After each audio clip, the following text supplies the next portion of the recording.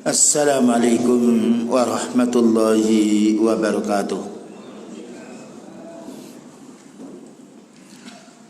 Innal hamdalillah nahmaduhu wa nasta'inuhu wa nastaghfiruh wa na'udzu billahi min shururi wa sayyiati a'malina. من يهده الله فلا مضل له ومن يضلل فلا هادي له أشهد أن لا إله إلا الله وحده لا شريك له وأشهد أن محمدا عبده ورسوله اللهم صل وسلم على نبينا Muhammad wa ala alihi wa sahbihi ajma'in, amma ba'du. Ma'asyiral muslimin wal muslimat jamaah salat asar yang diridhai oleh Allah Subhanahu wa taala. Alhamdulillah pada sore hari ini kita bisa melaksanakan salah satu rukun Islam yang paling sering diamalkan oleh kaum muslimin dan tidak boleh ditunda apalagi ditinggalkan, yaitu menjalankan salat 5 waktu. Ini termasuk rukun Islam yang paling banyak kita amalkan dan termasuk mencakup pula rukun Islam pertama syahadat, 2 syahadat, karena setiap orang sholat mesti mengamalkan atau membaca syahadat. Syahadat asyhadu an la ilaha illallah wa asyhadu anna Muhammadan abduhu wa rasuluh. Syahadat pertama menunjukkan kita wajib beribadah kepada Allah. Syahadat kedua menunjukkan kita hendaknya beribadah sesuai dengan sunnah Rasulullah sallallahu alaihi wasallam. Setelah itu kita dimudahkan oleh Allah Ta'ala untuk duduk sebentar menuntut ilmu syar'i. Karena menuntut ilmu syar'i ini waktunya luas. Lain dan waktu salat ditentukan oleh beliau atau oleh Allah Ta'ala waktu tertentu. Demikian juga haji, siam, zakat. Tapi waktu menuntut ilmu tidak ada batasnya. Pagi, siang, sore, malam, menunjukkan bahwasanya menuntut ilmu bagian yang paling pokok yang harus kita pelajari. Karena rukun Islam 5, rukun 6, rukun iman 6, tidak mungkin kita akan bisa mengetahuinya kecuali dengan menuntut ilmu. Inilah yang diminta oleh para utusan Allah Ta'ala, yaitu waqul rabbi zidni ilma. Perintah Allah Ta'ala untuk para utusannya, wahai Nabi, mohonlah kamu kepada Allah Ta'ala ilmu. Dan juga yang sering kita baca, yaitu zikir pagi maupun sore. Allahumma inni as'aluka ilman nafi'a wa rizqan thayyiba wa amalan mutaqabbala. Ya Allah, aku mohon kepadamu ilmu yang bermanfaat. Kita mohon kepada Allah Ta'ala ilmu yang bermanfaat itu adalah pekerjaan lisan. Tetapi ilmu ini harus dicari. Tidak bisa kita hanya memohon. Karena Allah Ta'ala memberi ilmu dengan sebab kita belajar. Dan ilmu itu hanya satu bisa diperoleh. Al-ilmu bitta'allum. Ilmu itu hanya kita peroleh dengan belajar. Tidak bisa diwakilkan. Mewakilkan menuntut ilmu yang dapat ilmu yang kita wakili. Tapi kalau kita punya pekerjaan, punya toko 5, 6, kita tidak menunggu menyuruh orang bisa. Dan kita tetap dapat untung. Ya, kita bisa menyuruh. Tidak mungkin orang punya perusahaan lalu di tangan sendiri. Perlu ada orang ditinggalkan yang punya perusahaan di rumah. Tapi kalau kita menuntut ilmu tidak bisa diwakilkan. Keutamaan ilmu sendiri. Dan ilmu itu tidak bisa dihadiahkan, Tidak ada toko jual beli, yang ada toko kitab. Tapi kalau kita membeli kitab, tidak ada yang membacakan, membaca sendiri. Lain dengan kita menuntut ilmu berhadapan dengan orang yang menyampaikan ilmu. Inilah muqaddimah yang harus kita fahami. Jangan bosan-bosan. Bahkan bagaimana kita bisa meningkatkan, yaitu menuntut ilmu, karena kita punya sifat lupa. Dan juga kadang-kala punya sifat futur, malas. Tetapi kalau kita tetap semangat menuntut ilmu ini, inilah menjadi sebab kita akan mendapatkan ilmu dan dimudahkan oleh Allah Ta'ala untuk mengamalkan ilmu, serta dimudahkan untuk mendapatkan ilmu dengan penuh kesabaran. Selanjutnya kajian kita untuk sore hari ini mengambil maudhu atau pembahasan keutamaan dakwah tauhid dan mengamalkan tauhid. Kenapa kita angkat pembahasan ini? Ikhwani wa akhwat, kaum muslimin wal muslimat. Pertama, karena Allah Ta'ala menjadikan kita, menciptakan kita itu hanya satu tujuan, agar kita bertauhid. Nah, ini yang harus kita ingat, tidak boleh kita lupakan. Lupa ini bahaya. Kalau kita lupa, punya duit tempatnya tidak tahu, kita bisa minta bantuan orang hutang. Lupa masalah pokok, kehancuran dunia dan akhirat. Maka Allah Ta'ala menciptakan kepada kita semuanya, sebagaimana dalam disebutkan surat Ad-Dariyat nomor 56, wa ma khalaqtul jinna wal insa illa liya'budun. Tidaklah aku menciptakan jin dan manusia melainkan agar beribadah kepadaku. Diartikan oleh Al-Imam Muhammad bin Abdul Wahhab rahimahullah ta'ala, liya'budu maknanya liyuwahhiduni, supaya orang itu hanya beribadah, bertauhid kepadaku. Ya. Ini yang akan ditanya kita oleh Allah. Pertanyaan pertama malaikat mungkar nakir ketika kita sudah dikubur, man rabbuka. Nah, ya, kita akan bisa menjawab kalau kita mempelajari tauhid ini, kalau kita amalkan. Inilah persiapan untuk mati kita. Orang kaya pun punya kedudukan apapun, mati maka dikubur hanya dengan kain putih untuk menutupi aurat kita. Yang lainnya tinggal di dunia. Namanya meninggalkan dunia. Ia menyertai kita amal.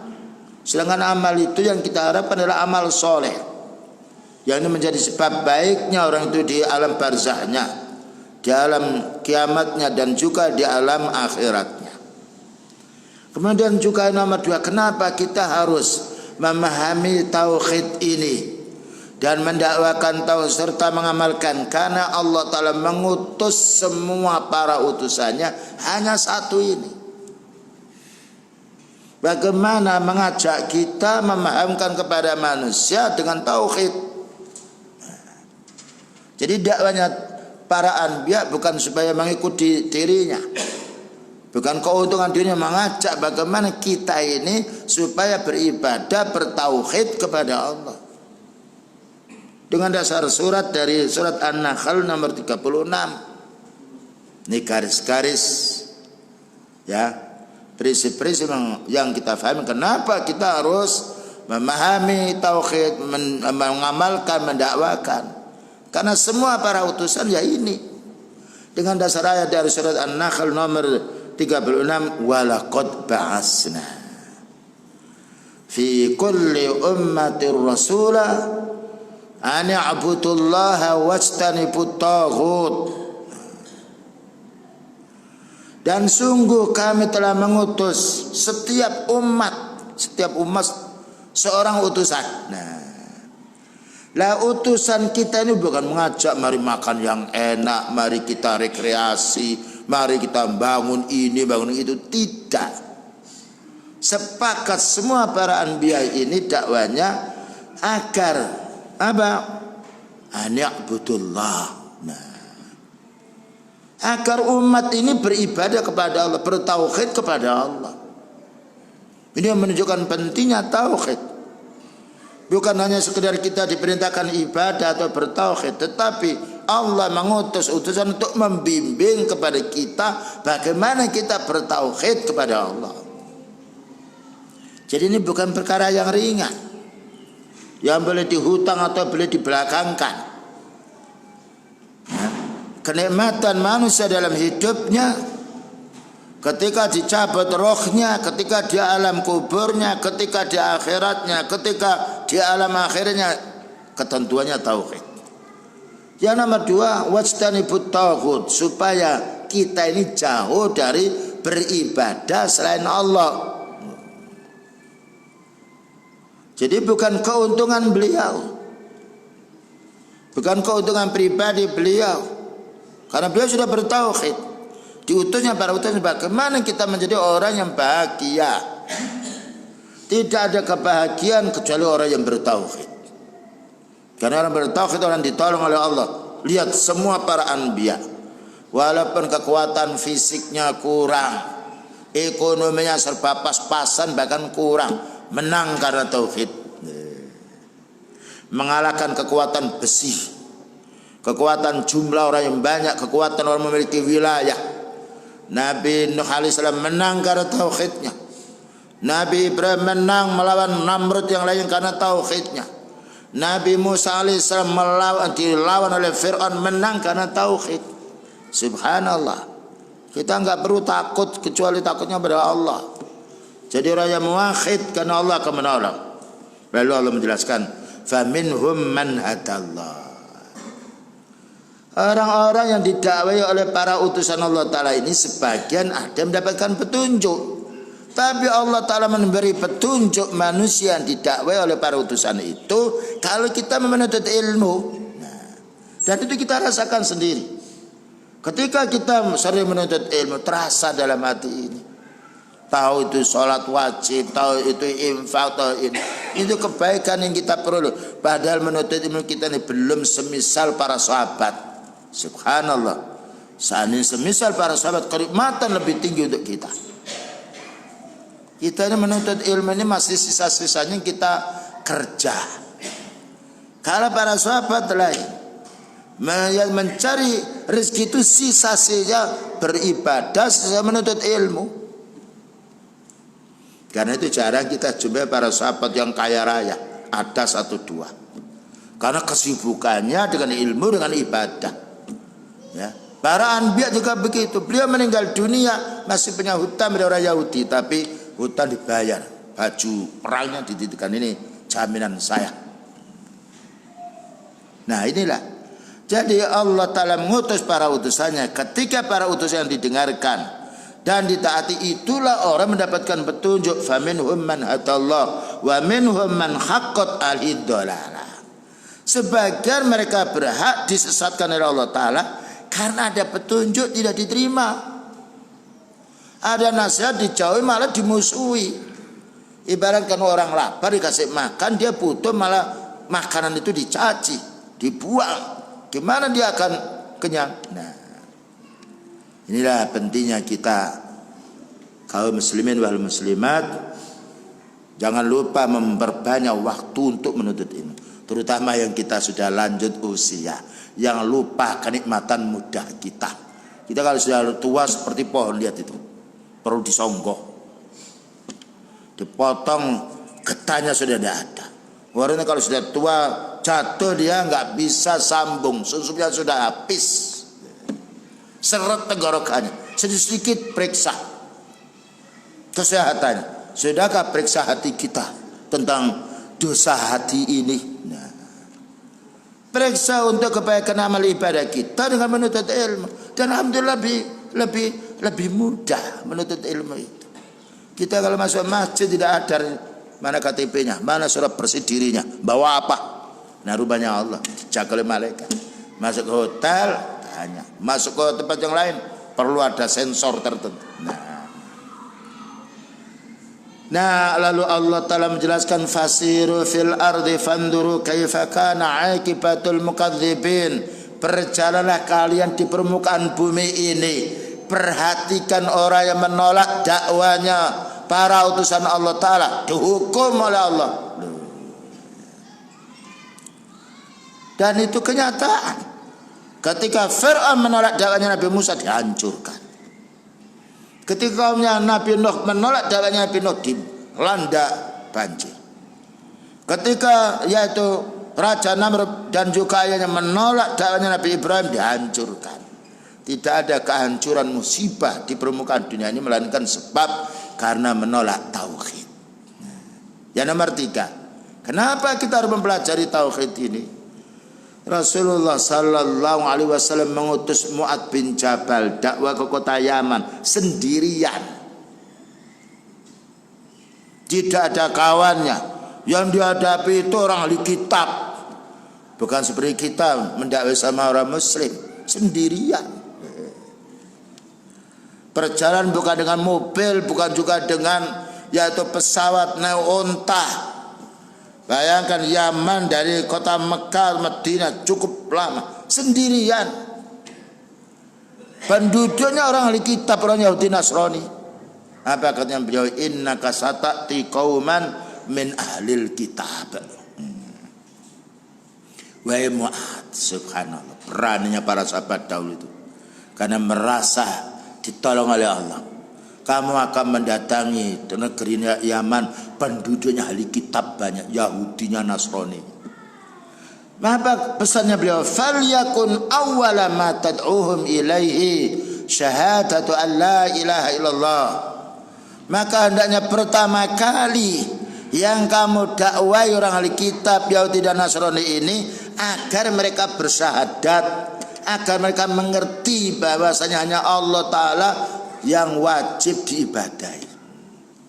Orang Yahudi diajak untuk tauhid, bukan dibacakan kitab Taurat dulu, bukan dibacakan kitab Injil. Sebagian sekarang para dai kita harus mempelajari kristologi agar bisa mendakwai mereka. Kitab mereka itu mereka lebih tahu daripada kita. Dan mereka rusak sendiri, mereka rubah, mereka kurangi, mereka hilangkan sebagian hukum. Sedangkan Al-Quran, siapa yang bisa merubah Al-Quran? Berapa tahun Al-Quran ini? Sekian banyak orang merubah. Man menjadi min, ketahuan. Bakar itu, ganti Quran yang baru. Nah, begitu Rasulullah sallallahu alaihi wasallam disuruh mendakwai tauhid dan juga sahabatnya suruh berdakwah tauhid, namun mendakwakan tauhid itu resikonya besar. Mesti dibenci oleh orang. Bayangkan siapa para nabi yang tidak dibenci? Pembencinya lawannya ya orang musyrik. Nah, tapi kalau kita bersabar, tetap berjuang, kita ini diuji sakit, diuji sehat, ya. Diuji orang serang kita, diuji dengan orang yang benci sama kita. Itu bahasa Jawanya sudah kawan bahaya. Tidak mungkin kita akan mengelak itu. Pengusaha dunia juga ada saingannya kok. Gimana tauhid kita tidak ada saingan? Tapi kalau kita punya modal wa intasbiru wa tattaqu, kalau kamu mau bersabar hai orang beriman, wa tattaqu dan tetap bertakwa, jalan terus, la yadurrukum kaiduhum syai'a. Katanya Allah Ta'ala, semua tipu daya rekayasa mereka tidak ada yang bisa membendung dirimu. Kekuatan kaum muslimin kesabarannya. Disuruh sabar karena kita mesti menghadapi duri-duri. Mencari kerjanya harus sabar ya. Bayangkan mencari duit, hujan, kepanasan, yang lain tetap pergi, ditinggal anaknya menangis, istri yang tinggal semuanya cari duit. Waktunya bukan 1 jam, 5 jam, 6 jam. Belum tentu pulang membawa rezeki yang banyak. Bagaimana dengan menuntut ilmu? Nah, ini yang harus kita pahami. Mencari keuntungan, mencari yaitu kenikmatan itu berjuang, kita harus menghadapi tantangan-tantangan. Makanya Allah Ta'ala berfirman, wala nabluwannakum hatta na'lamal mujahidina minkum was-sabirina wa nablu akhbarakum. Allah akan menguji kalian untuk diketahui siapa yang bersabar dan siapa yang bersungguh-sungguh. Dua bagikan burung, 2 sayap, bersabar dan sungguh. Tidak bisa hanya salah satu. Kalau 2 ini ditempuh, kemenangan yang kita peroleh insyaallah ta'ala. Selanjutnya makna tauhid. Insya Allah kita semua sudah mempelajari makna tauhid secara ringkasnya. Tauhid ini dibagi menjadi 3. Pembagian itu ada di dalam surat Fatihah, pembuka Quran. Dan ada di dalam surat An-Nas, penutup Al-Quran. Dibuka dengan tauhid, ditutup dengan tauhid. Menunjukkan pentingnya. Pertama, alhamdulillahirabbil alamin, itu tauhid rububiyah, Rabbun. Ar-Rahmanir Rahim, Maliki Yaumiddin, itu tauhid nama dan sifat Allah. Ar-Rahman, Ar-Rahim, zat yang penyayang, yang belas kasihan, tidak pernah putus, yang luas sekali. Maliki Yaumiddin, yang merajai hari kiamat, itu sifat Allah. Iyyaka na'budu wa iyyaka nasta'in, ini namanya tauhid uluhiyah, tauhid ibadah. Kalau kita ringkas lagi, perhatikan, yang menciptakan langit bumi itu siapa? Yang menciptakan dirimu manusia itu siapa? Yang bisa memberi udara, menghirup udara itu dari siapa udara ini?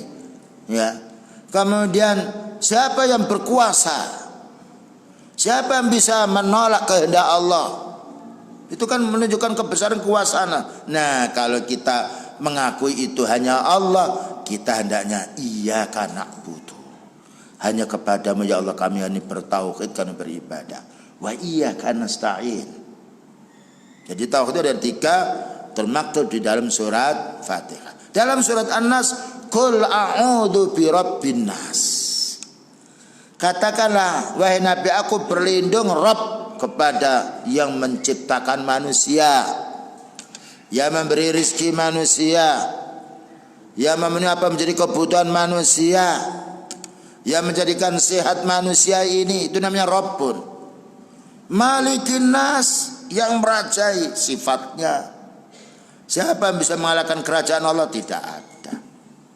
Kalau manusia jadi pemimpin, yang lainnya kalau Allah mendaki harus turun-turun, harus mati-mati. Ilahin nas, yang nomor 3. Hendaklah kamu beribadah kepada Allah, karena Allah ilahin nas, yang diibadai oleh manusia. Nah, kalau kita ringkas maknanya dari 2 surat ini, pertama, kita wajib meyakini bahwa segala sesuatu ini hanya Allah yang menciptakan, yang memiliki, yang menanggung apa menjadi kebutuhan makhluk ini. Itu namanya tauhid rububiyah. Meyakini Allah pencipta semua alam ini, baik yang kita lihat atau yang kita tidak bisa melihat. Meyakini bahwa Allah Ta'ala yang memiliki, karena yang memiliki harus hidup terus. Makanya ketika kita punya mobil, orang tetangga punya mobil, mana? Ini miliknya hidup, bukan miliknya mati. Milik mati nggak memiliki apa-apa. Ya. 1. Ya, jadi kita meyakini bahwasanya, mengimani bahwasanya yang menciptakan makhluk, yang memiliki makhluk, yang menanggung apa menjadi kebutuhan makhluk itu hanya Allah. Itu namanya Rabbun, mempunyai makna memiliki, menguasai, menciptakan. Yang nomor 2, kita yakini bahwasanya Allah memiliki nama dan sifat, yang mana sifat dan namanya sempurna, memiliki sifat yang tinggi, yang terpuji. Kalau sifat kita lain, orang itu kalau dia muda, lain dengan masih tua, sudah tua. Nah, Allah hidup, tetapi wa tawakkal 'alal hayyil ladzi la yamut. Bertawakallah kamu pada yang hidup, yang tidak akan mati. Yang hidup tidak akan mati hanya satu, yaitu Allah. Melihat tanaman mati, manusia mati, jin mati. Nah, yang nomor 3, ketika kita sudah tahu bahwasanya semua alam itu hanya Allah menciptakan, kekuasaan Allah Ta'ala tidak bisa dikalahkan oleh kekuasaan hambanya, berarti kita wajib beribadah kepadanya. Dan itu diterima oleh fitrah yang baik, akal yang sehat. Bayangkan kalau ada orang yang kuat, ada orang yang lemah, mesti orang yang lemah ini tunduk kepada yang kuat. Siapa yang bisa mengalahkan kekuatan Allah? Tidak ada. Ketika ada orang kaya, orang miskin, ya, orang miskin mesti hormat dengan orang kaya, karena Orang kaya sering memberi. Dia harus mau tidak mau diperintah mau ini. Siapa yang mau lebih kekayaan Allah? Nah, itu adalah makna tauhid. Jadi tauhid yang paling pokok yaitu tauhid ubudiyah. Karena orang bertauhid ibadah berarti meyakini Allah Ta'ala itu pencipta. Meyakini Allah Ta'ala memiliki nama dan sifat yang sempurna. Belum tentu orang tauhid rububiyah mengetahui kebesaran alam lalu dia mau beribadah. Ya. Orang Arab itu kafir Quraisy itu ketika ditanya siapa menciptakan langit dan bumi, wala in sa'altahu man khalaqas samawati wal ardh la yaqulunna Allah. Nah, fa anna yufakun disebutkan di dalam surat Az-Zukhruf 87. Wahai Nabi, coba kamu tanya bangsa Arab itu yang membenci dirimu, yang mencaci dirimu.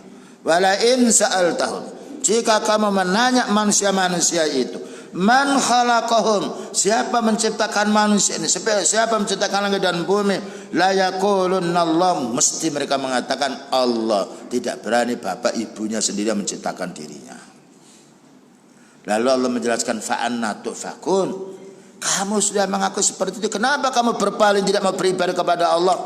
Masih berhala-berhala, patung, ake-ake, azimat, keris, dukun itu yang kamu ibadahi. Punya apa mereka? Bisa membuat apa? Nah, dibantah Allah Ta'ala, fa'anna yufakun. Gimana kamu mengakui, berikrar bahwa yang berkuasa di alam semuanya ini hanya Allah, lalu kamu beribadah kepada makhluk, kepada manusia yang tidak punya kekuasaan apa-apa. Kemudian juga Allah Ta'ala berfirman dalam surat Al-Mu'minun bahwa fitrah manusia meyakini bahwa tidak mungkin dia akan mengatakan saya menciptakan diri saya menciptakan anak saya, tidak mungkin.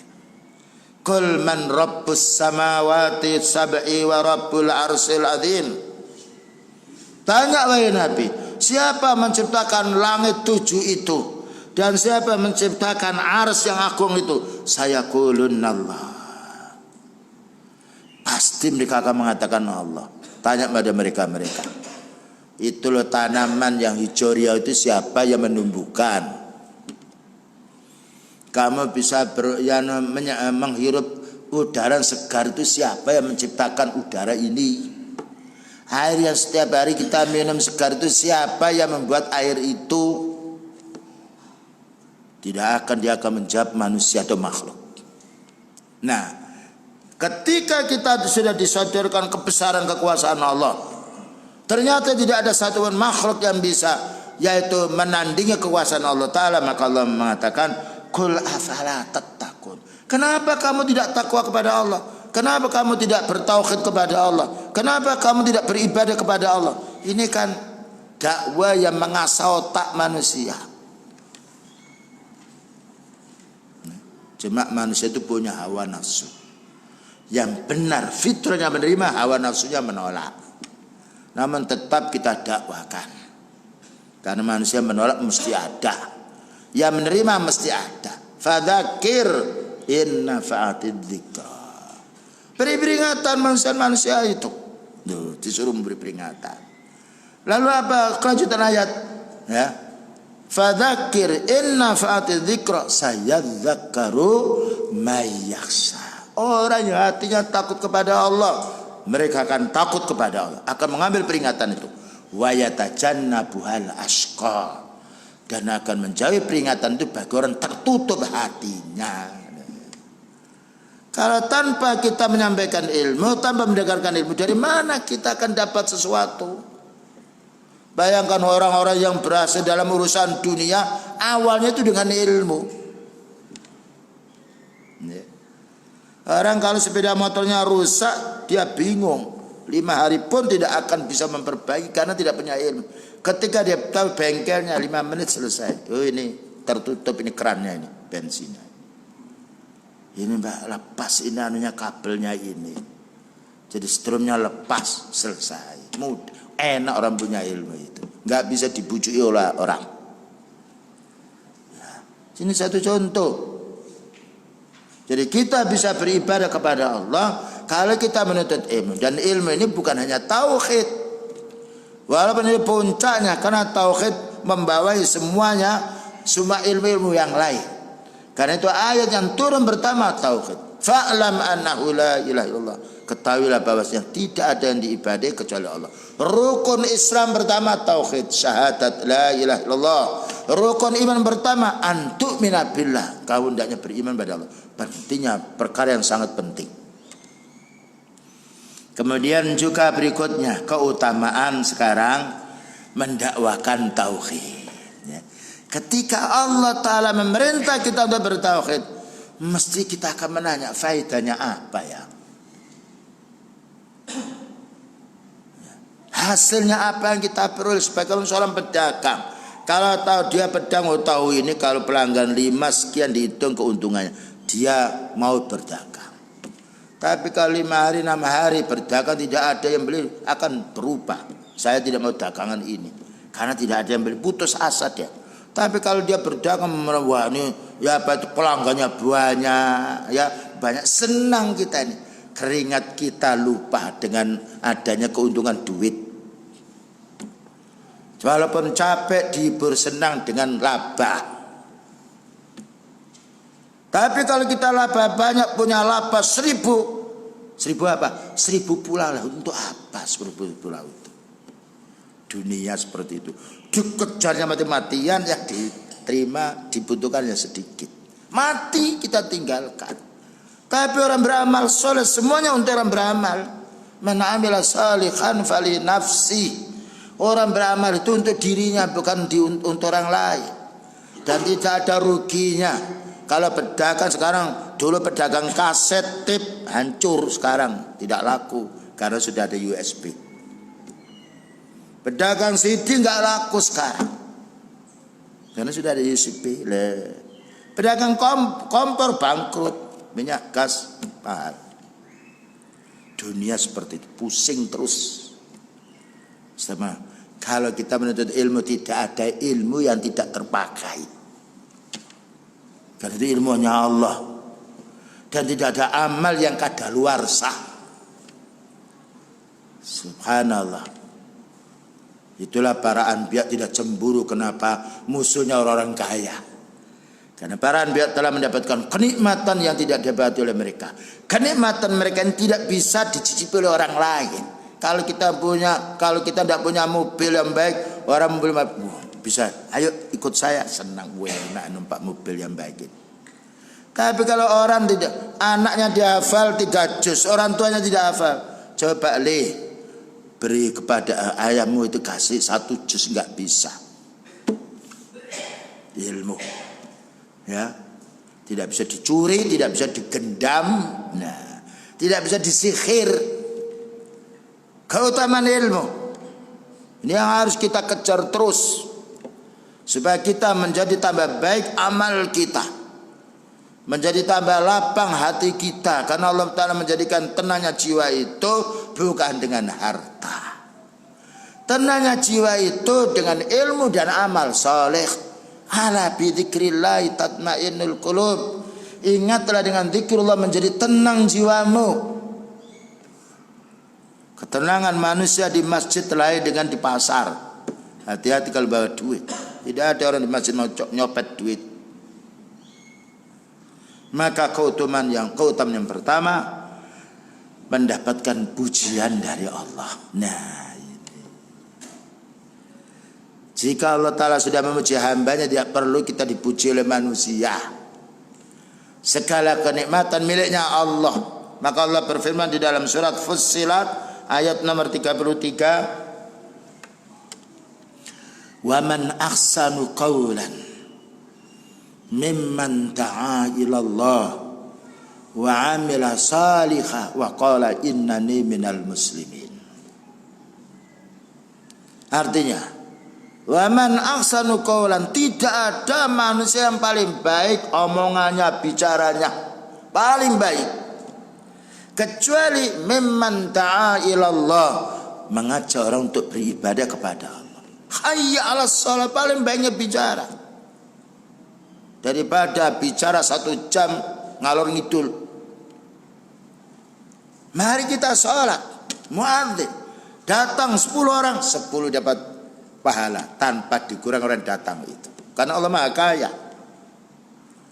Datang 15 mendapatkan pahala semisal 15. Wa man ahsanu qawlan mimman da'a ila Allah. Tidak ada perkataan yang paling banyak manfaatnya untuk diri dan untuk umat melainkan orang yang mengajak untuk beribadah, mengajak untuk tauhid. Wa amila sholihah, yang mengajak pun juga beramal soleh. Ya, ini nikmatnya kita mengamalkan perintahnya Allah. Allah tidak butuh kepada pekerjaan kita, amal kita untuk kita sendiri. Wa qala innani minal muslimin. Saya ini termasuk orang menyerah diri kepada Allah. Ini paling banyak bicara. Karena kalau bicara seperti ini tidak merugikan diri kita, tidak merugikan keluarga, tidak mengambil haknya orang. Karena kita merintah, ayo kita beribadah kepada Allah. Siapa yang dirugikan? Yang diuntungkan, yang mendapatkan keuntungan banyak. Al-Imam Hasan Al-Basri, ulama tabi'in kibar, mengatakan haula'i khiyaratullah. Inilah orang-orang dipilih oleh Allah. Yang dipilih oleh Allah itu orang bertauhid dan mengajak orang untuk tauhid. Makanya semua para anbiya ketika mempelajari tauhid diamalkan, didakwakan. Alhamdulillah menjadi sebab orang kafir masuk Islam. Yang asalnya bertengkar terus, bunuh membunuh, wanita dizinai, dan juga yang kuat menang, ya, yang lemah menjadi ditindas. Setelah masuk Islam menjadi bersaudara, yang asalnya bermusuh. Ketika menindas menjadi menolong orang miskin. Ketika sakit disuruh menjenguk, tidak mampu bantulah si dia. Dan Allah menjelaskan di dalam ayatnya, ya, idh kuntum a'daan. Ingat hai sahabat, ketika kamu belum masuk Islam permusuhan. Fa'alafa baina qulubikum. Lalu Allah menundukkan hatimu, melunakkan, membuat yaitu lunak hatimu. Fa asbahtum bi ni'matihi ikhwana. Sehingga dengan tauhid ini kamu menjadi saudara. Itu sudah terbukti. Dakwah beliau ketika para sahabat sebelum masuk Islam begitu kehancuran ekonomi, resah, wanita bagian hewan, dizinai, wanita dijual, meninggal dunia tidak dapat warisan, diwarisi oleh keluarga laki-laki. Setelah masuk Islam termulia wanita itu, boleh punya hak untuk memilih, berhak untuk khuluk, berhak untuk mengajukan, yaitu apa dimaksudnya, lain dengan pada zaman sebelum Islam. Inilah keutamaan yang pertama. Mengapa kita harus mengajak umat ini bertauhid? Mengajak ini bukan hanya dari orang yang punya ilmu. Orang awam bisa, ayo kita taklim. Mengajak kan? Ayo kita taklim. Atau apalagi itu pada zaman sekarang ada WA. Mungkin kita nggak pernah menghitung. WA itu mungkin kita menghitung terkurasnya pulsa. Tapi kenikmatan yang banyak, man dalla ala khairin falau mislu ajri fa'ili. Siapa yang mengajak orang kepada kebaikan, mengajak saja itu, pahalanya seperti orang yang mengerjakannya. Sebagai bendahara di dalam masjid, kita jangan sibuk, jangan repot. Saya kok ngurusi duitnya masjid ya. Mengurusi duit masjid jadi bendahara itu seperti orang yang berinfak. Dengan tidak dikurangi pahalanya orang berinfak. Inilah kita ini kalau beramal jangan mikir capeknya, ya, lutut kita sakit, boyok kita linu. Walaupun tidak beribadah, waktunya linu ya linu. Tapi kita bagaimana mencari manfaat dengan kecapean kita. Falak ta'amal aqabah. Mengapa capekmu tidak untuk mencari kebaikan akhirat? Nah, jadi kalau kita ini beribadah, mengerti faedahnya, berdakwah mengerti faedahnya, Sholat mengerti faedahnya, menuntut ilmu mengerti faedahnya, senang kita. Dan ini perlu kita ini menanya faedahnya, aku ini sholat itu apa, keuntungannya. Inna sholata tanha anil faksai wal munkar. Sholatmu itu membendung dirimu dari berbuat mungkar. Makanya kita tidak menjumpai yaitu pembegal, perampok, pencuri, ya, kemudian juga minuman keras, berjudi. 5 waktu di masjid tidak ada. Mereka tempat-tempat yang mesum. Tapi kalau orang-orang yang baik, tempatnya bukan di tempat perzinahan, bukan di pelacuran, bukan di tempat berjudi, tempatnya di masjid. Faedah yang kadang-kadang kita ini lupa. Siam apa manfaatnya? As-saumu junnah, membendung syahwatmu yang haram.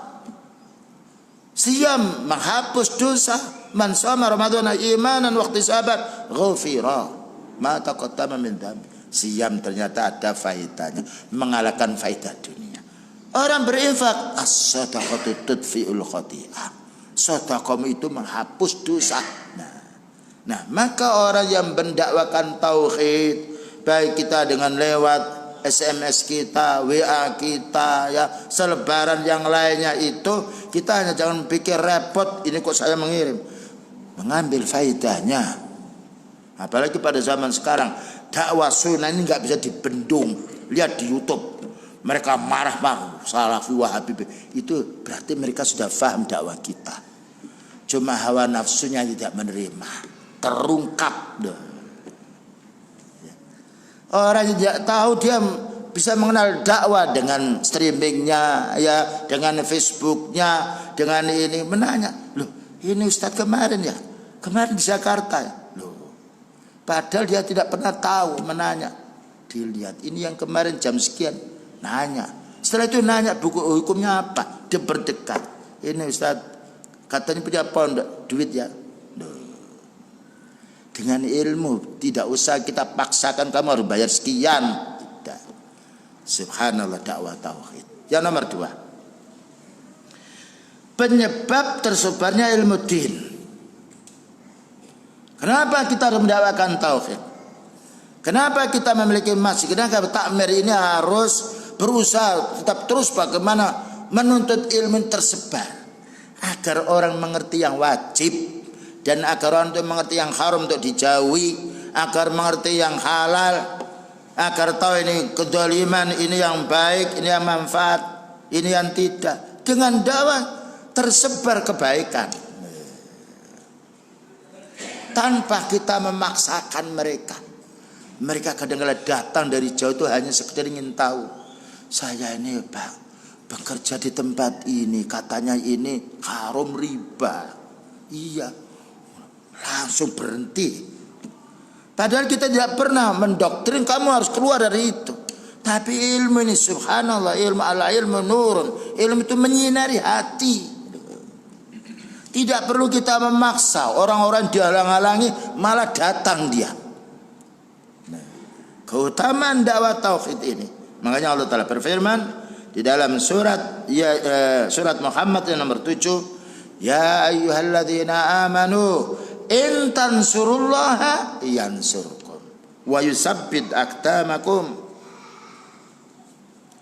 Wahai orang beriman, jika kamu mau menolong agama Allah Ta'ala mendakwakannya, bersabar atas musibah-musibah yang menimpa dengan dakwah ini, menolong agama Allah dengan mengamalkan, karena dakwah itu bisa juga dengan lisan.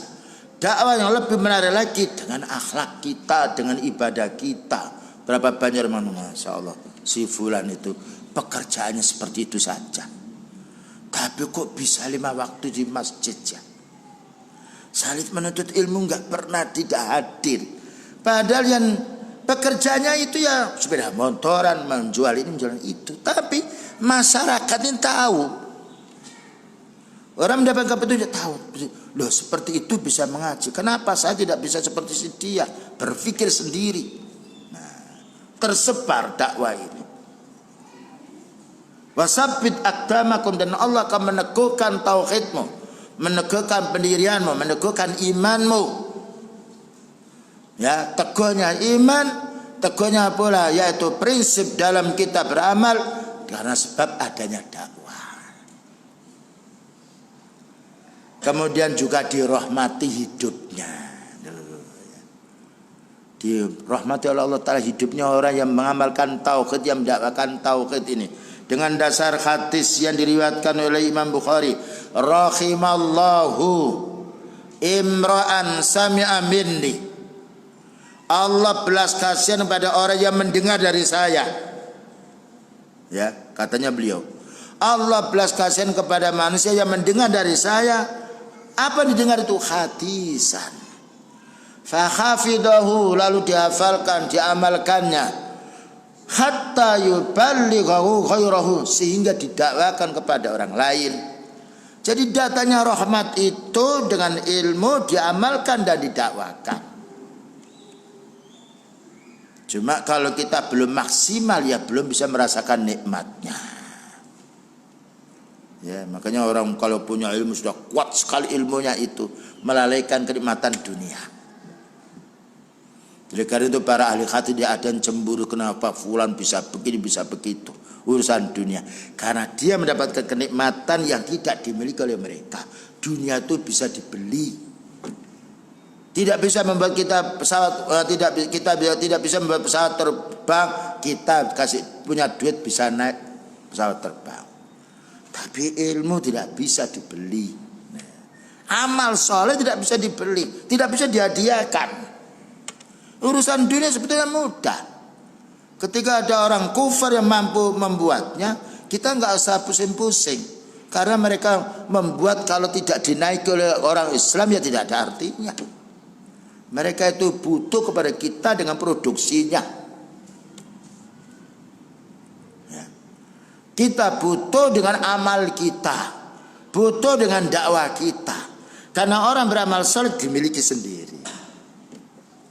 Orang punya duit dihutang nggak kembali, dipinjam nggak dikembalikan, ya, diminta orang habis. Siapa yang bisa minta ilmu? Minta ilmu harus belajar.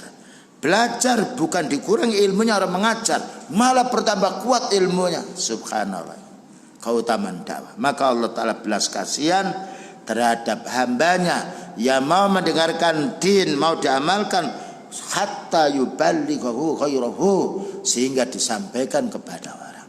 Dan paling baiknya itu orang paling ikhlasnya, paling lomannya orang terhadap orang itu punya ilmu. Ketika dia punya santri 100, bisa mendirikan pondok sendiri-sendiri, bukan iri hati, senang. Tapi kalau kita punya pabrik, ya, punya orang 25, kita serai, kalau mereka membuat pabrik sendiri, rasanya hati ini beda. Berapa banyak bengkel mengeluh, tidak ditanya dia mengeluh. Iya, loh kok gimana? Sekarang pegawaiku itu sudah membuka bengkel sendiri. Saya ajari mulai kecil, sekarang sudah pintar, ditinggalkan saya. Dunia seperti itu. Buka sana, buka sana. Nah, apa katanya yang pegawai ini? Kamu memperbaiki mobil kesini saja ya. Konco dia murah. Yang pertama rugi dia. Karena menuntut ilmu dia. Santrinya dia buat pondok, senang sekali dia.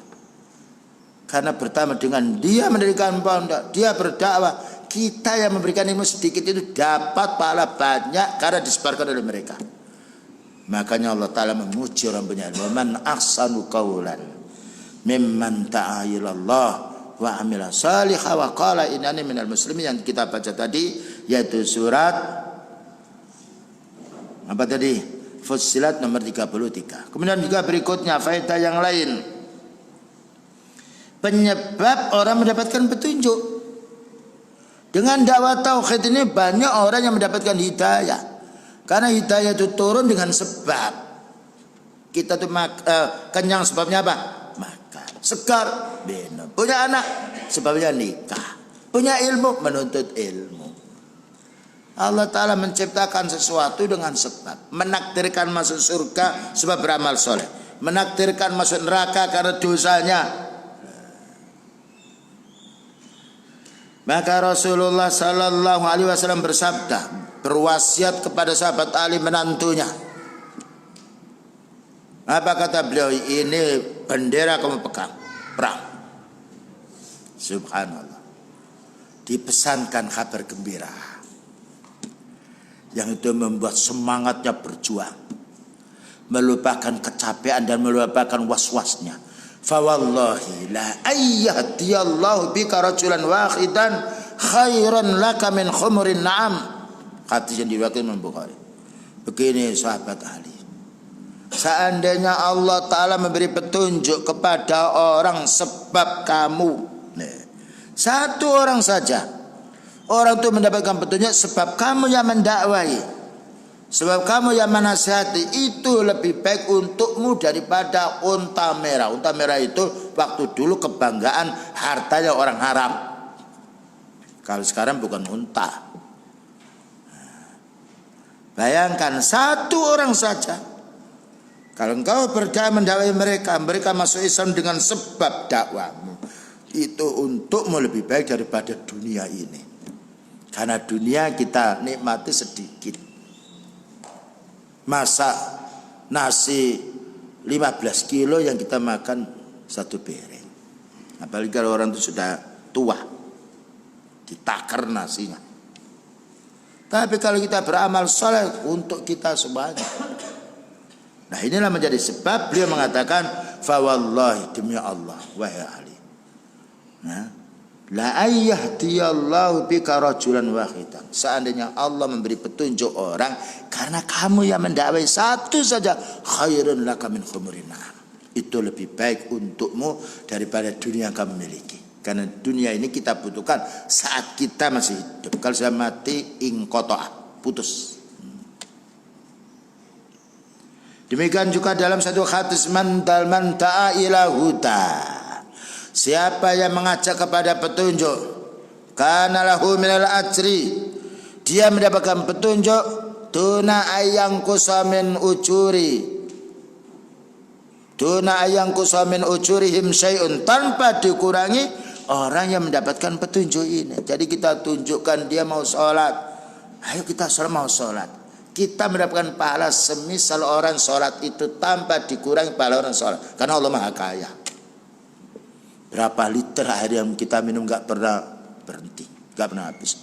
Berapa ton ikan yang kita makan, daging yang kita makan. Karena walaupun kita tidak pernah menimbang, Allah Ta'ala tidak pernah kehabisan.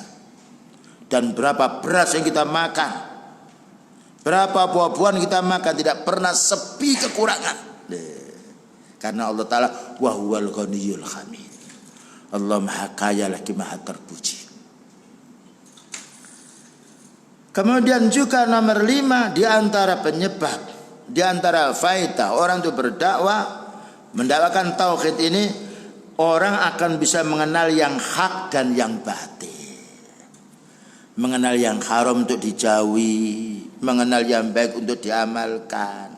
Karena yang baik dan yang buruk itu tidak bisa kita ketahui dengan perasaan, tidak bisa kita mencari dalam impian, tidak bisa dimusyawarahkan, karena itu ilmu gaib ini. Ilmunya Allah yang itu harus kita peroleh dengan belajar. Jadi dengan dakwah tauhid ini orang tahu syirik untuk dijauhi, tahu bid'ah untuk dijauhi, tahu maksiat dijauhi, ini haram dijauhi, ini riba dijauhi, ini menyuap tidak boleh, nah ini mencuri tidak boleh, dijauhi dulu dengan dakwah. Lah kalau orang tidak mendengarkan dakwah, dari mana tahu kalau mencuri itu hukumnya haram, mengurangi timbangan itu hukumnya haram, bahayanya akan ditenggelamkan seperti kaumnya Nabi Syuaib? Tidak tahu mereka. Makanya kita berdakwah sekalipun dicaci maki, karena orang itu mesti ada mencaci maki. Tidak berdakwah pun kita juga dicaci. Nah dengan itu mereka akan tahu yang hak. Ketika mereka mengamalkan yang hak, kita mendapatkan keuntungan besar sekali. Maka Allah Ta'ala mensifati orang mukmin ini disebutkan di dalam surat At-Taubah ayat nomor 71. wal mu'minuna wal mu'minatu ba'duhum min ba'din wal mu'minuna wal mu'minatu ba'duhum awliya'u ba'din ya'muruna bil ma'ruf wa yanhauna 'anil munkar wa yuqimuna as-shalah wa yu'tuna az-zakah wa yuti'una Allah wa rasulah ulaika sayarhamuhumullah innallaha azizun hakim. Wal mu'minuna, dan orang mukmin laki-laki. Surat apa tadi? Taubat 71. Wal mu'minat, dan orang mukmin perempuan. Disebut wal mu'minat, bukan wanas, bukan manusia secara umum, bukan wal kafirun, bukan wal munafikun, bukan ahli kitab. Wal mu'minuna, dan orang mukmin laki-laki. Wal mu'minatu, dan orang mukmin perempuan. Ba'duhum awliya'u ba'din. Sebagian itu wali daripada sebagian yang lain. Wali itu bahasa Arab yang mempunyai makna minimalnya 3. Gimana orang mukmin kok walinya orang mukmin?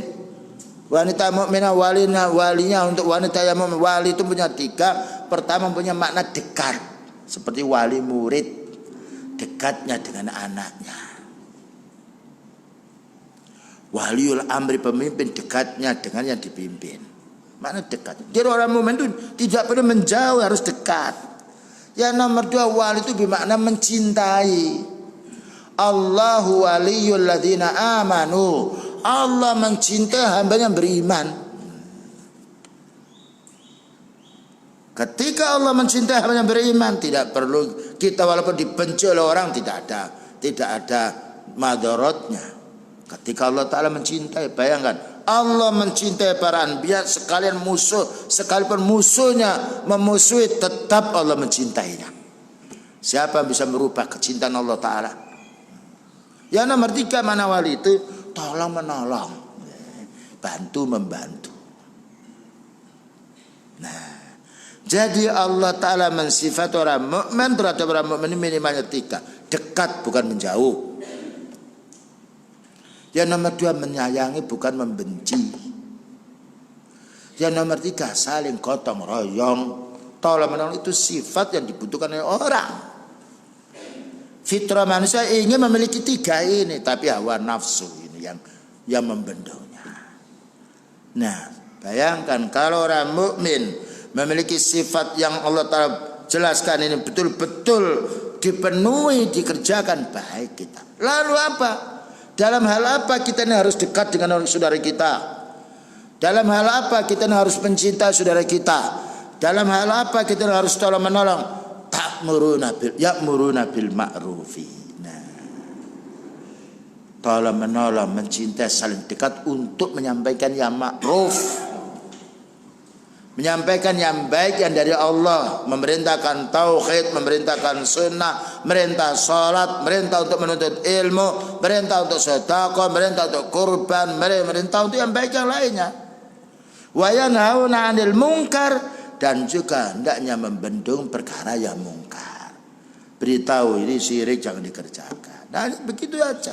Ini bid'ah jangan diamalkan. Ini maksiat jangan diamalkan. Jangan makan dengan tangan kiri, jangan minum dengan tangan kiri. Enak kan kita ini berdakwah. Tapi dengan itu alhamdulillah orang mau menerima yang diberi oleh Allah Ta'ala petunjuk. Yang menantang juga jelas ada, tapi tetap beruntung kita. Ya. Karena kalau dakwah yang disampaikan mesti ada buahnya. Ternyata betul. Siapa yang bisa menandingi dakwah salaf? Tidak ada. Karena dakwah salaf dakwah ilmu, bukan merebut kekuasaan, bukan membegal haknya orang. Ini loh tauhid, ayo kita amalkan sama. Ini loh sunnah, ayo kita amalkan. Sama sekali tidak merugikan perorangan, tidak merugikan negeri pula. Makanya dakwah sunnah ini menyebar. Subhanallah, kalau kita ini di luar Jawa ketahuan. Kita kemarin dari Tanjung Pinang, banyak polisi yang ngaji. Ngaji dia. Kemudian juga masjid di bandara itu diserahkan oleh ikhwan kita. Datang dulu khutbah. Itu santri ustaz. Subhanallah. Ketika ngaji mereka datang semuanya kita, nah dijaga, direkam dian subhanallah, diantarkan pula.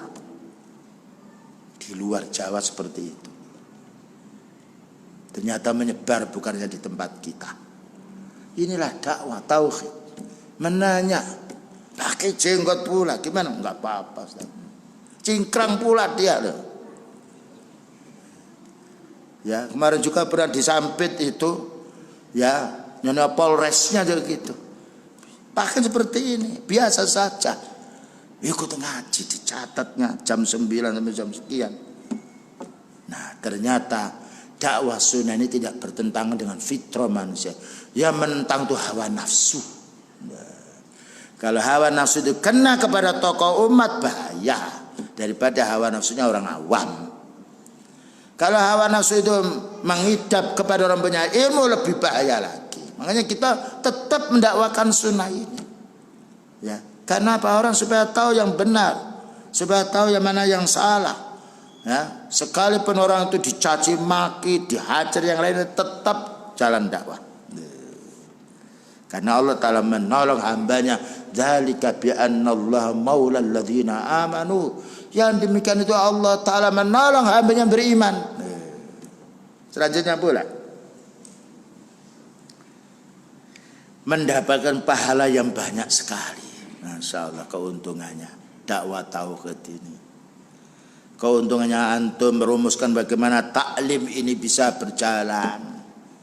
Ya. Sekalipun banyak rintangan, ini manfaatnya. Kita harus jangan sampai capek. Saya kok disuruh mengurusi ini, suruh bagian ini. Berpikir tentang manfaat yang itu mengalahkan manfaat dunia.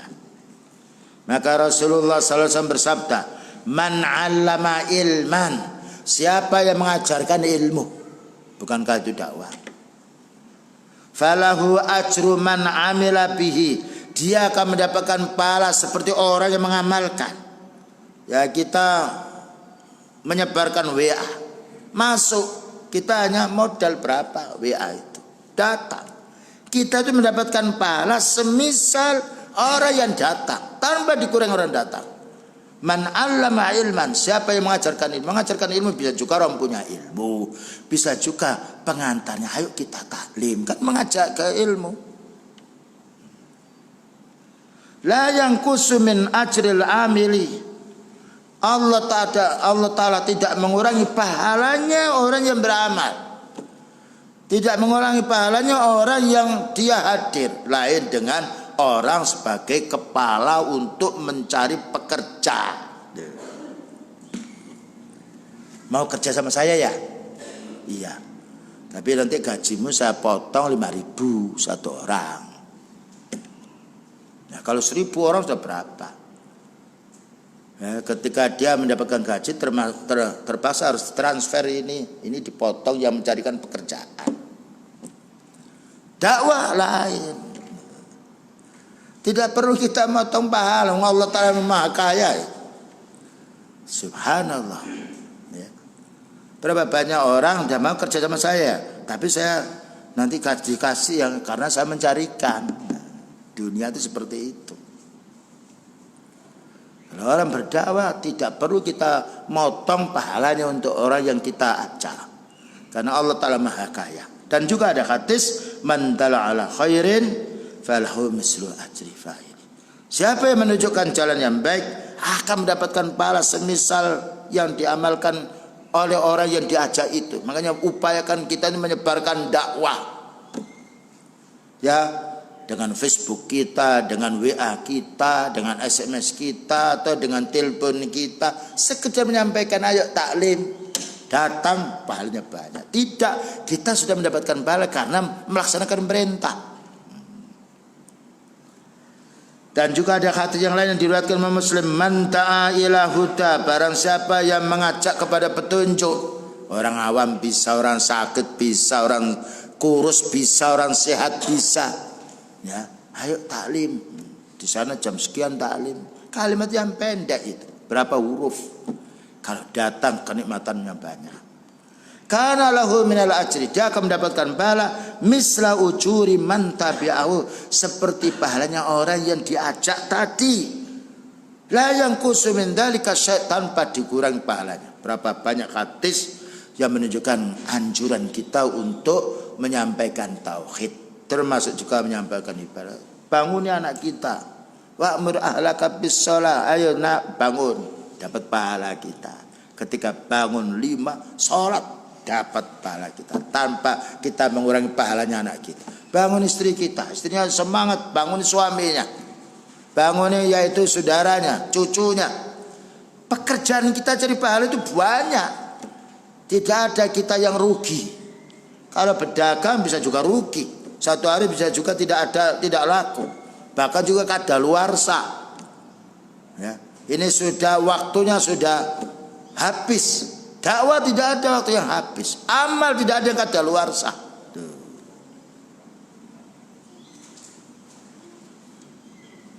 Kemudian pahalanya berdakwah ini mengalir terus sekalipun orangnya yang berdakwah sudah mati. Nah, inilah yang harus kita pikir.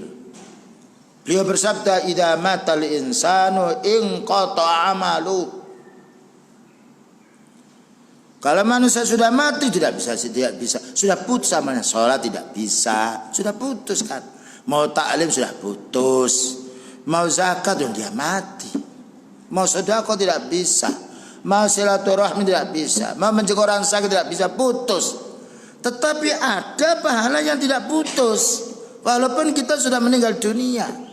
Kita ini butuh pahala bukan pada waktu hidup saja, butuh dia mendapatkan ampunan dari saudara kita, butuh ada amal kita bisa kita ambil setelah kita meninggal dunia. Apa itu? Illa min shadaqatin jariyah. Kecuali kalau orang itu masa hidupnya mengeluarkan sedekah yang bisa mengalir, bangun masjid, titip 1 krepyak, titip 1 tekel, ya, titip 1 kunci.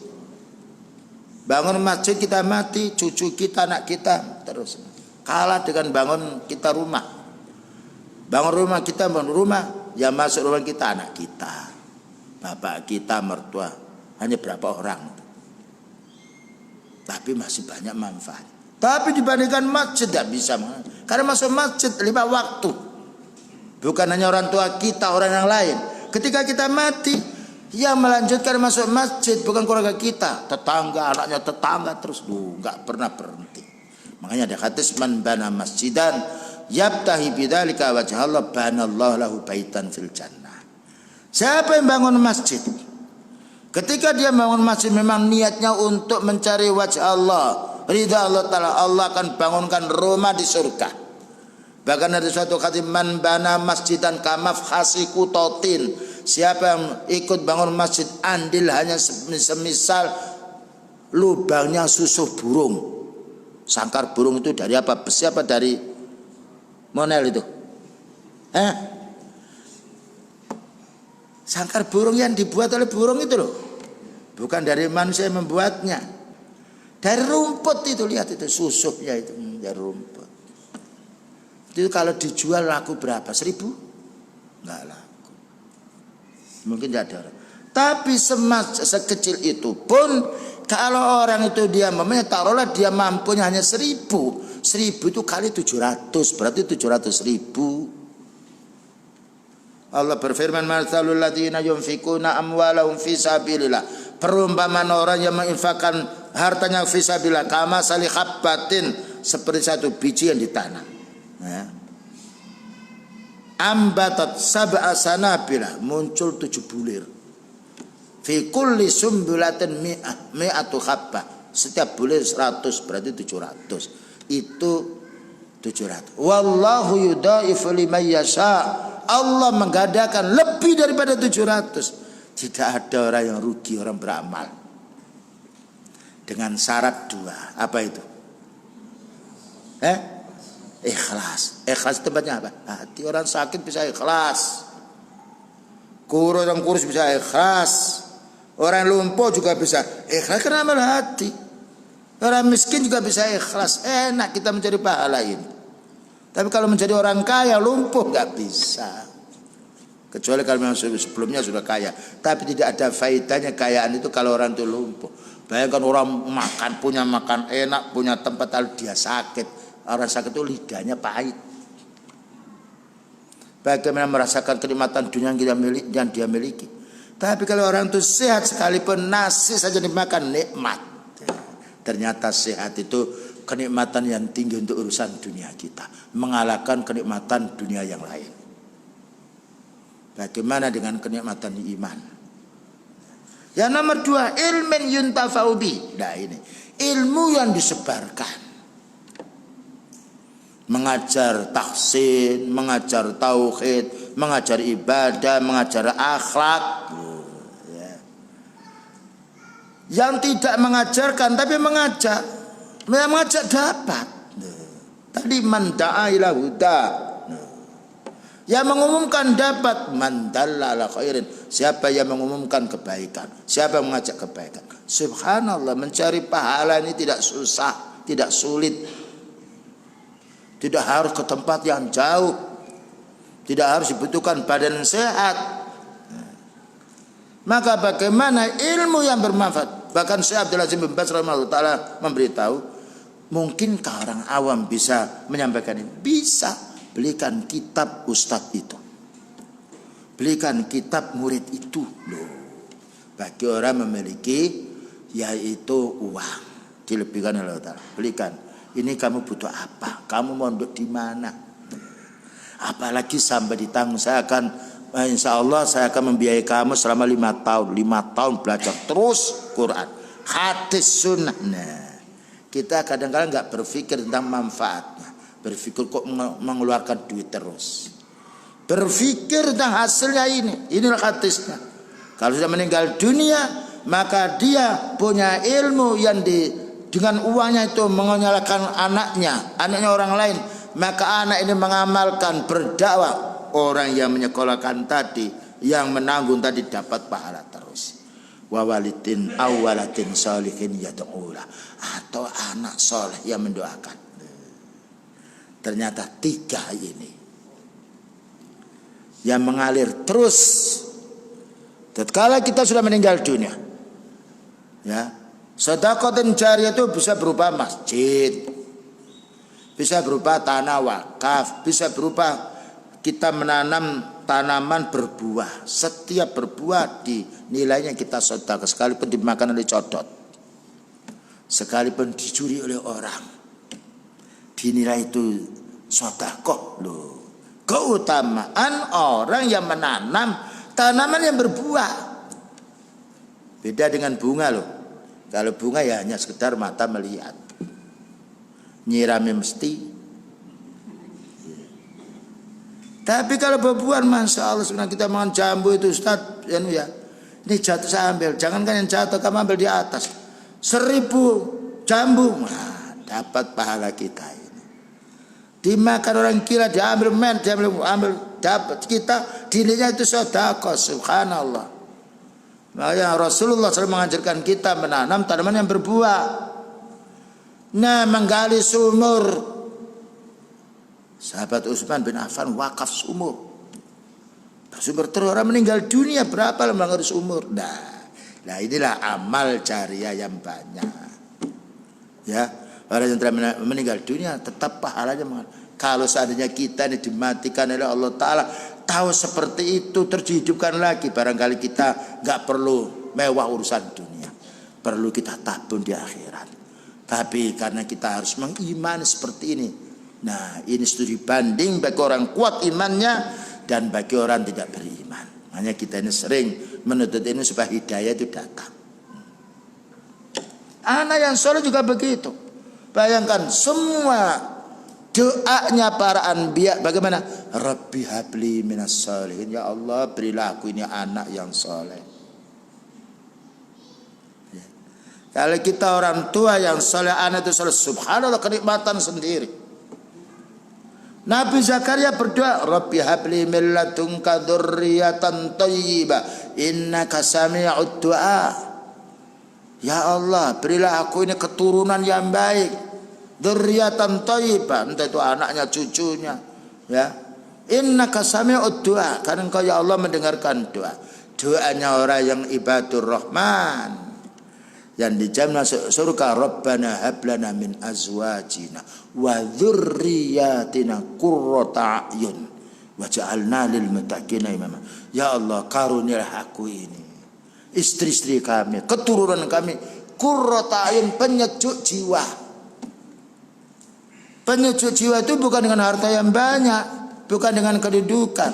Penyejuk jiwa itu iman, keluarga yang beramal soleh. Bayangkan kalau kita ini beramal soleh, tahu sunnah, kok datang di masjid yang jauh, imamnya di sunnah, softnya bagus, terasa kenikmatan sendiri.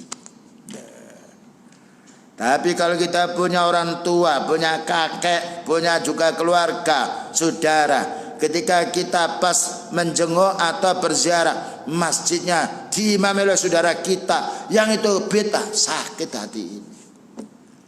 Goncang hati, loh kok begini imamnya ini.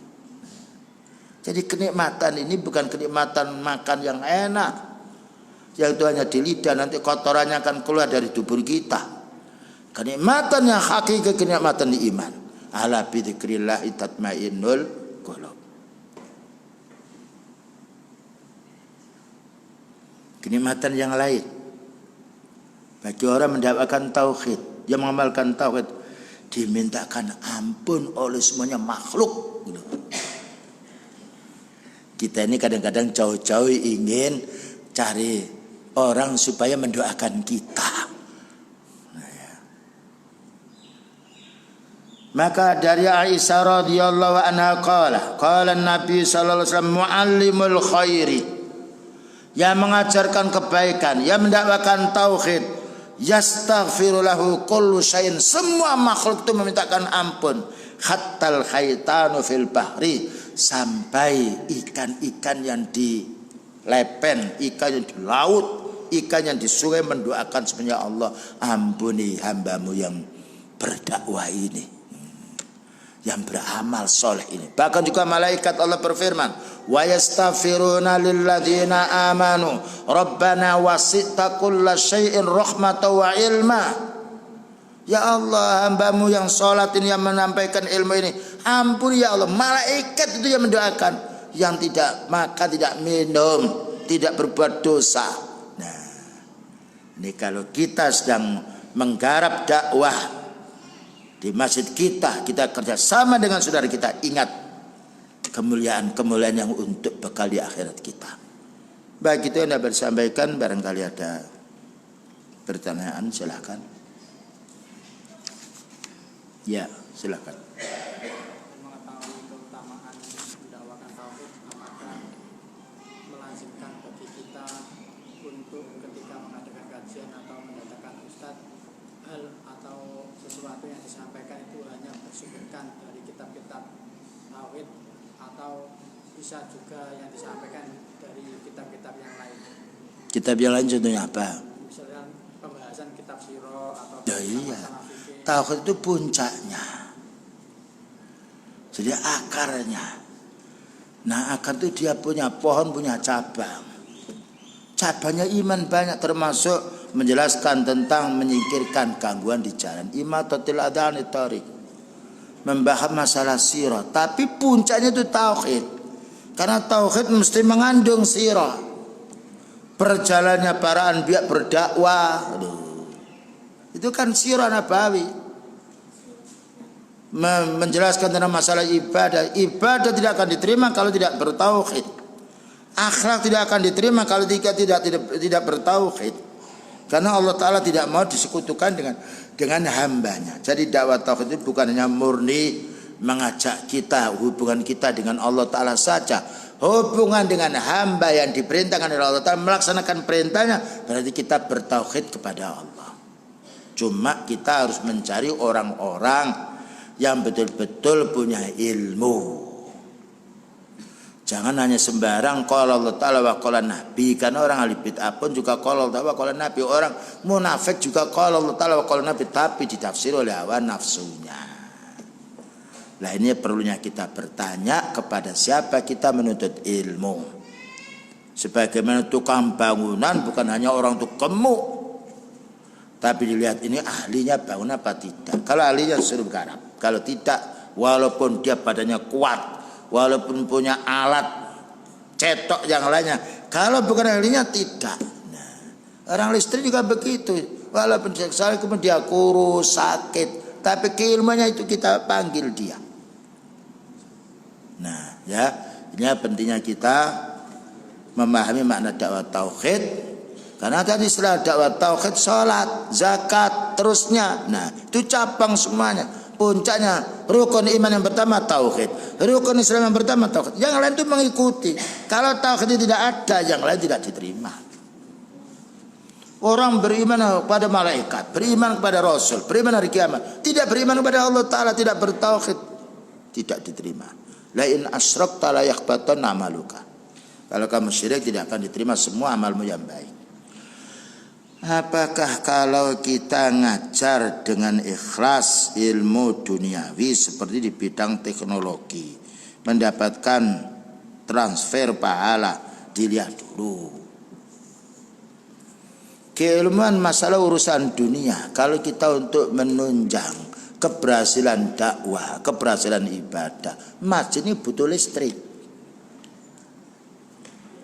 butuh juga air bisa mengalir di tempat wudhu kita.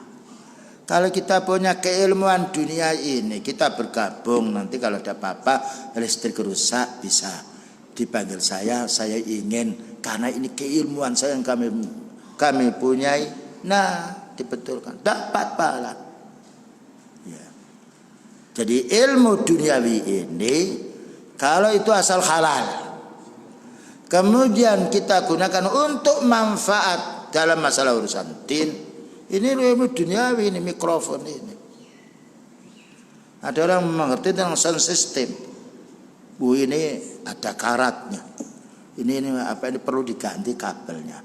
Ini kumparannya sudah konslet. Gimana kalau kami ganti? Dapat. Orang beli sepeda motor, kapan dapat pahala? Ketika dia niat beli sepeda motor, saya ingin beli sepeda motor untuk cari rezeki, biar saya bisa nafkahi istri saya.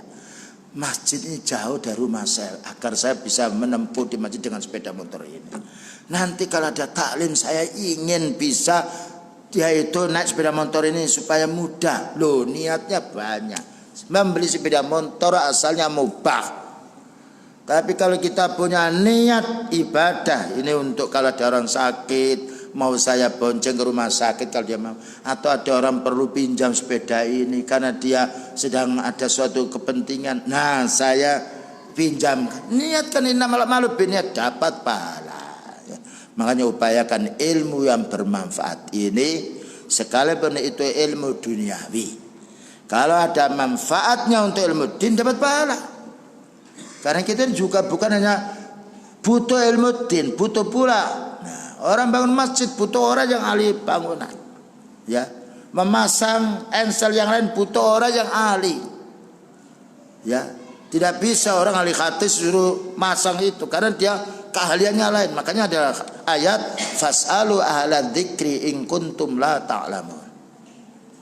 Tanyalah kepada orang punya ilmu kalau kamu tidak tahu. Nah, kalau misalnya bangunan saya tanya sama saudara saya, ya ini gimana? Dokter juga gitu, dia saya sakit. Alhamdulillah kita ini punya, subhanallah. Gimana Ustaz? Ini Ustaz, coba obat ini dulu. Tapi dicoba ini dulu sedikit. Kita ini kalau sama-sama punya ilmunya itu gampang. Ya. Gampang dia. Karena apa? Menunjukkan obat untuk orang yang sakit. Yang sakit ini orang punya ilmu. Sedangkan dia ilmunya menyebar, pahalanya banyak daripada sekedar menunjukkan orang awam. Berpikirnya seperti itu. Ya. Kita punya keahlian yaitu memperbaiki sepeda motor. Ada saudara kita di tengah jalan nggak bisa nyetar.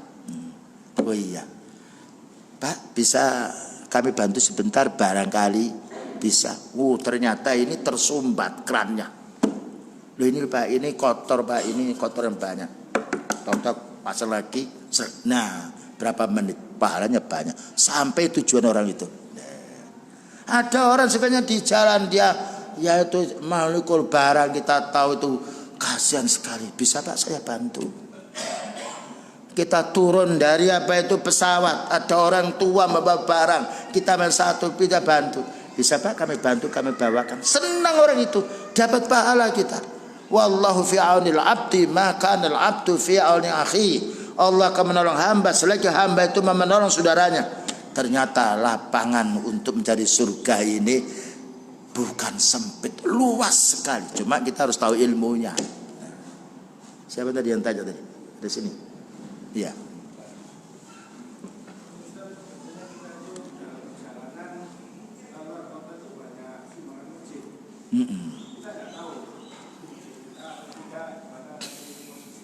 Iya.